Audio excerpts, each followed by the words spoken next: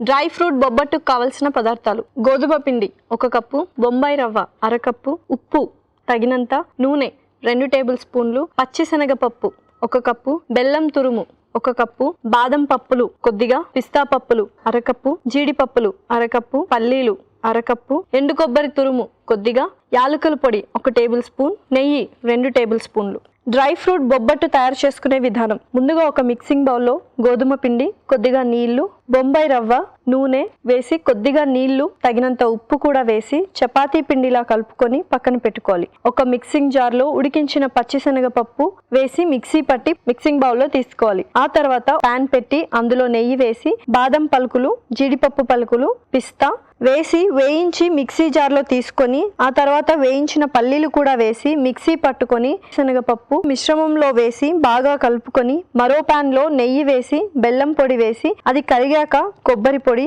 యాలకుల పొడి వేసి కలిపి పెట్టుకున్న డ్రై ఫ్రూట్ మిశ్రమాన్ని కూడా వేసి బాగా కలిపి బటర్ పేపర్ కి నెయ్యి రాసి చపాతీ పిండిలో ఈ మిశ్రమాన్ని స్టఫ్ చేసి బొబ్బట్లా ఒత్తుకొని తవ్వాపై నెయ్యి వేసి 2 పక్కల ఎర్రగా కాల్చుకొని సర్వింగ్ ప్లేట్లోకి తీసుకొని నెయ్యి అలాగే డ్రై ఫ్రూట్స్తో గార్నిష్ చేసుకుంటే ఎంతో రుచికరమైన డ్రై ఫ్రూట్ బొబ్బట్టు రెడీ.